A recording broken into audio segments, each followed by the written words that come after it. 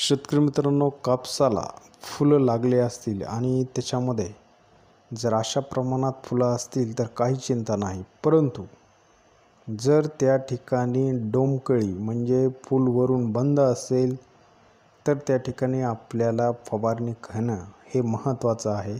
जर तुमची फवारणी झालेली नसेल तर आता पुढील फवारणीमध्ये म्हणजे पोळ्यापर्यंत आपल्याला त्या ठिकाणी कंट्रोल मिळाला पाहिजे, त्यासाठी आपल्याला योग्य ती फवारणी घेणं आवश्यक आहे.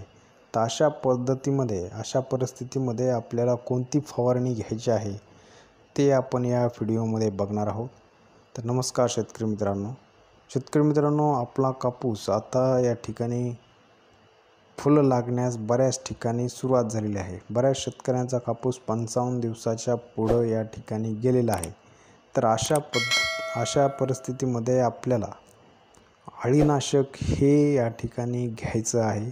त्यामध्ये आपण इमामॅक्टिन घेऊ शकतो किंवा कॉम्बिनेशनमधले असलेली इमामॅक्टिन प्लस प्रोफेनोफॉक्स कंटेन असलेलं कीटकनाशक हे बाजारामध्ये उपलब्ध आहे, ते देखील आपण घेऊ शकतो. आणि शेतकरी मित्रांनो, प्रोफेक्स सुपरचा वापर करायचा असेल तर आता पोळ्याच्या अमावस्येला आपण नंतर करणारच आहोत, त्यामुळं त्याऐवजी आपण दुसरं अळीनाशक या ठिकाणी घेऊ शकतो. आता त्याच्यामध्ये आपण या ठिकाणी स्क्रीनवर बघत आहात हे आर्गाईल देखील वापरू शकतो.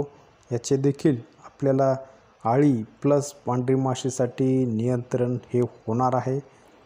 त्यामुळं आपल्याला ज्या डोमकळ्या आपल्या कापसामध्ये दिसत आहेत त्यामधील अळीचं नियंत्रण करण्यासाठी, इथून पुढील नुकसान टाळण्यासाठी आपल्याला अशा पद्धतीनं इमामॅक्टिन किंवा ही औषधं आपण वापरू शकतो. त्यामुळे लवकरात लवकर ती आपण फवारणी केली किंवा पुढील काही दिवसामध्ये करायची असेल तर त्यामध्ये आपण त्या ठिकाणी वापरू शकतो.